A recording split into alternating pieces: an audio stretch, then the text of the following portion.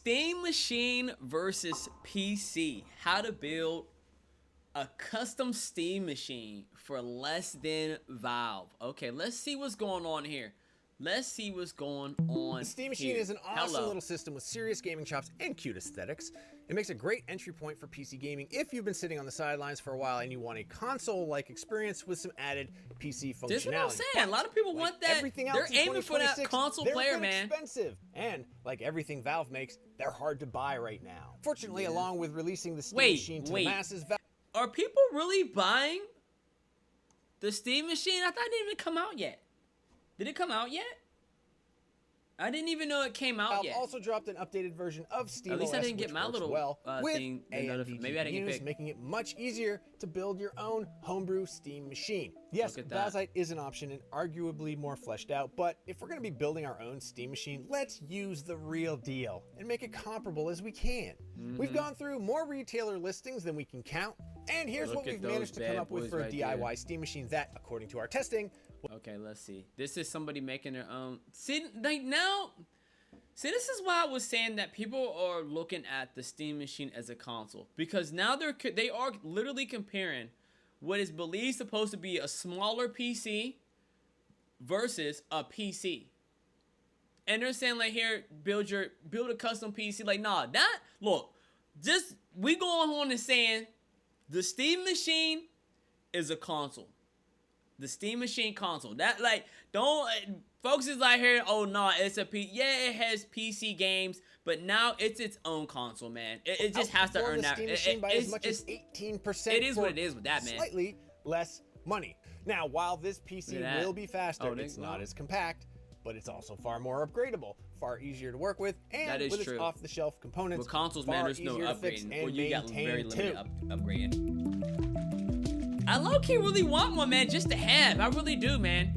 Just to test out the differences. So from the outset, we wanted this build to be relatively compact, but there was no way we're going to be able to compete with the Steam Machine's super svelte design. It is using bespoke hardware, after all, to deliver its performance and cooling potential in such a small little footprint. So we'll be targeting a micro ATX system, which is smaller than a standard desktop system, but doesn't have the price, premium, or maintenance headaches of mini ITX. So let's take a closer look at each of these components, why we chose them, and what alternatives there might be if your budget is a little lighter. I always wanted to build a PC, man, but I don't know, man. I just don't be knowing what parts to get, man. 7600X is a great entry-level CPU from the AMD Zen 4 generation of CPUs, and it's actually cheaper than the 7600 Non-X for some reason, so we're gonna go with that.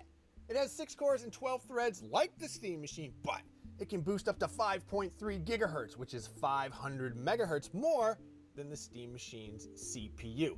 Pulls a lot more power, good, right? Sure, but this is a desktop chip. It is bound to. If you want to boost your CPU performance a little more, the Ryzen 5 9600X is only around $10 more. That can't be right. That has to be wrong. Okay, I looked it up. It is only about $10 more, and it offers 5 to 10% additional CPU performance, as well as better thermal efficiency. I think like we're a lot of us, man. I think we're a lot of us sometimes, especially those that don't mess with PC, is the main things we would love to have. Obviously, if you're used to all the like type of specs that give you those higher frame rates and storage, like that's like the main thing. That and all the other stuff is cool, and I'm sure is much needed. Like the design of the PC, I don't think really too many people care about that unless you're looking to show off your PC. But nowadays, you're like, man, I don't want to show off what I got.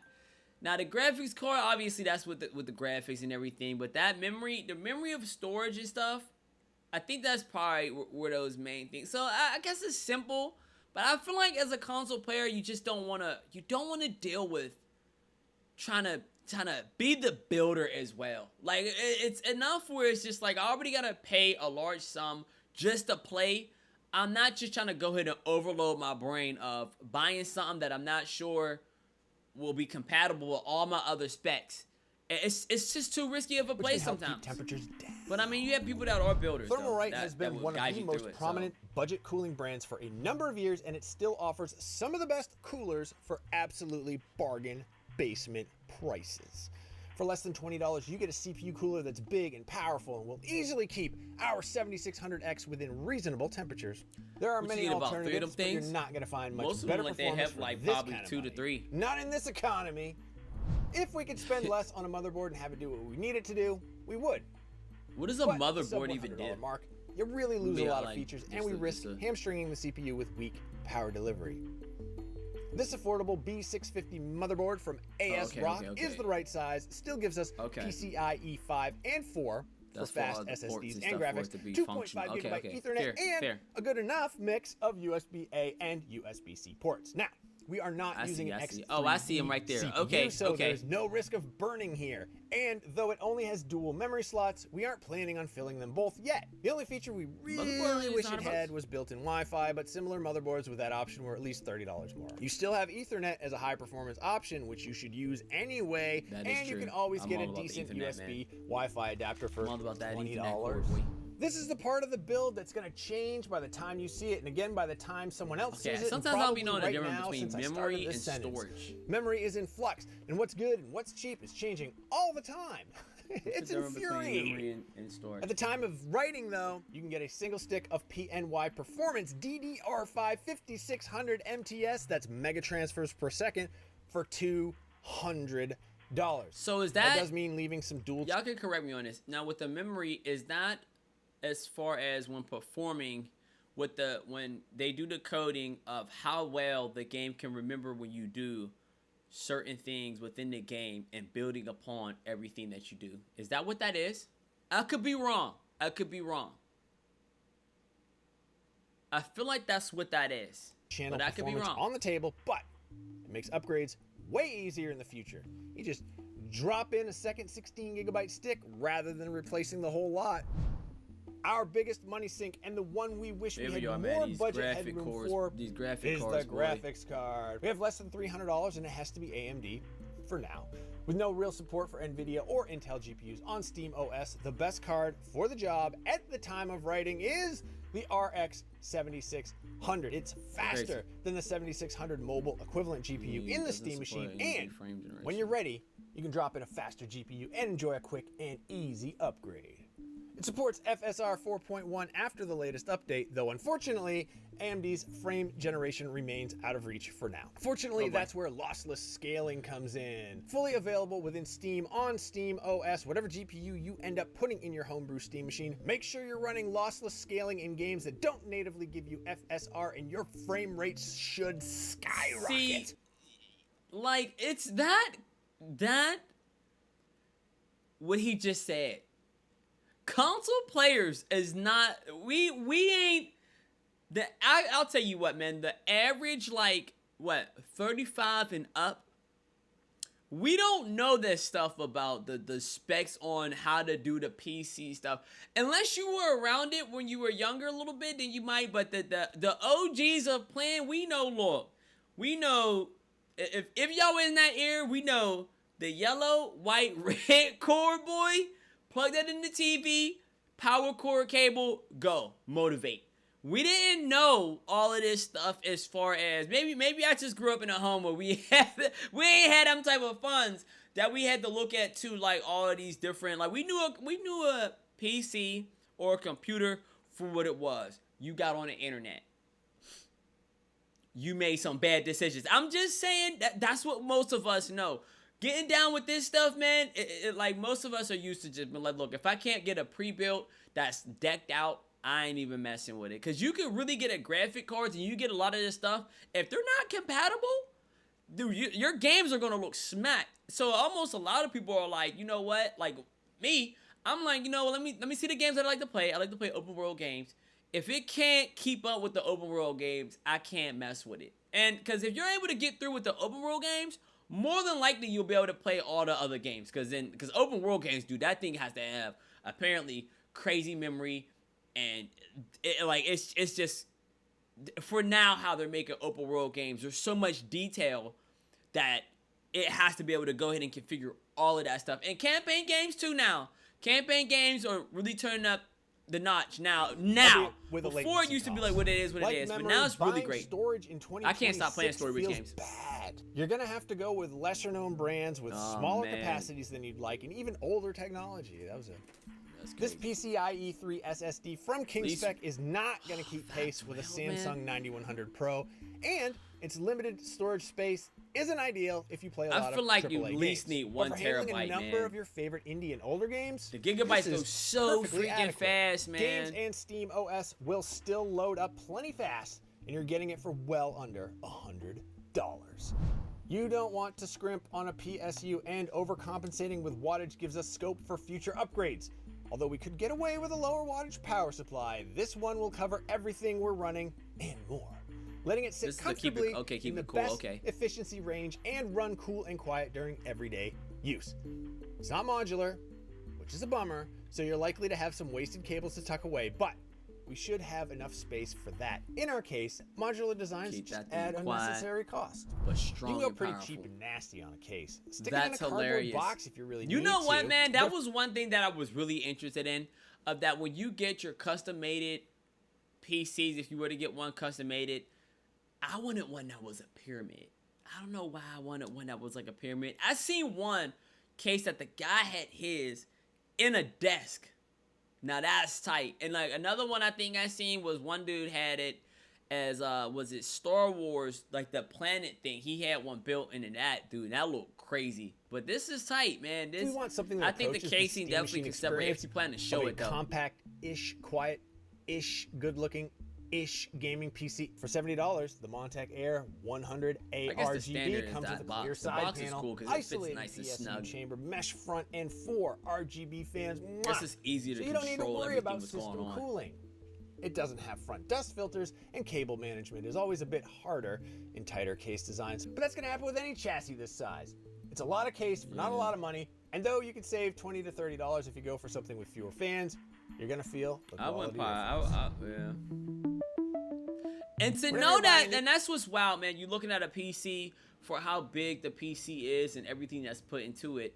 You know, with the Steam machine, that people saying it's a smaller PC to fit that much stuff in that powerful box is nuts. It kind of really makes you wonder of like, well, do you really need those powerful things when making a PC? Because you look at a PC, dude, it's like almost like what, 4 times its size. So you go ahead and look at all the stuff that you put in that, and it's going to be more powerful with a PC. That's why it's just like the Steam machine is just right in between that PC and console. But even with consoles, I think consoles mastered the space in their design, and not because that matters so much, but they mastered their space and design and making these things powerful as heck, man. They really did. Trade-offs. The Steam machine is a tiny little living room PC, but in order to fit into that small chassis, Valve sacrificed some performance. You can get better performance at around the same cost, though it won't come in nearly as small of a package. No, man, you're better off just getting once that. You have it set up with Steam OS, it will play anything a Steam machine can and more, with better frame rates, better thermals, better upgradability, and much, much easier maintenance. Across all 4 of the games we tested, this custom build beats the Steam machine, but while the performance is higher, it struggles in the same places the Steam machine does. Yeah. Really, the 4 extra compute units in the desktop Radeon RX 7600 make up for most of the difference here. For instance, in Death Stranding 2, the Steam machine only gets 35 FPS average at 4K with FSR set to performance mode and the medium graphics preset. The RX 76 build does fare better, coming in at 42 FPS. That's a pretty substantial 18% lead for the custom build. Dude, that's up there. But it's still struggling to hit playable frame rates at those settings. However, man, you want a consistent one. 007 First Light, which averages about 53 FPS on the Steam machine, we get an average of 63 FPS on the RX 7600 test rig. That's another large 17% lead in our custom PC's favor, but more importantly, that jump is enough to bring First Light above 60 FPS. You can get First Light to hit these numbers. I feel like though when sometimes playing, it's really hard to even tell how strong or good the graphics is. Even with, because if you're used to already kind of bad graphics with like a console, you make that upgrade to a PC or even the Steam machine, I feel like your eyes is going to accept, like, it's going to take in those minor little details or those details that are it could be so small that it looks greater. Meanwhile, it's not that much ahead. Because your eyes are just used to just bad looking graphics and bad frame rates. So therefore, when you see something that's semi good, you're like, we look at it and be like, yo, that looks amazing. Like when I played Grand Theft Auto 4 and playing it on console, it looks totally different on PC. People are like, oh man, it ain't that much. No, dude, it's way smoother and feels way different than a console. I'm telling you that it's wild how that is. Have to bring the resolution way down to 1800p. In Cyberpunk, the gap narrows a bit. When we tested the Steam machine, it got an average of 68 FPS. That goes up to 75 FPS on the custom build, which makes for a 10% jump. Now that is not as much of a difference, but gains are gains, bro. I feel like I would Resident go for better Evil for Requiem was a bit of a standout, though. On the Steam machine, we got an average of 86 FPS compared to 83 FPS on our custom machine. Look at that. That's not a huge difference, but it is still a win for Valve. So pat yourself on the back, Gaben. If you have some components lying around or an old gaming PC gathering dust, homebrew Steam machines are a fun project and a great way to build a living room gaming system to give you a console-like experience without the classic headaches of Windows. See, this definitely, in my opinion, man, I really believe that it's really directed toward those console players that want to get, looking into getting that, making that investment into a PC.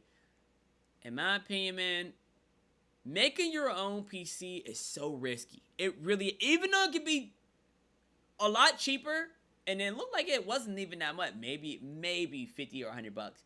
But it could be, if you don't know what you're doing, don't make your own PC.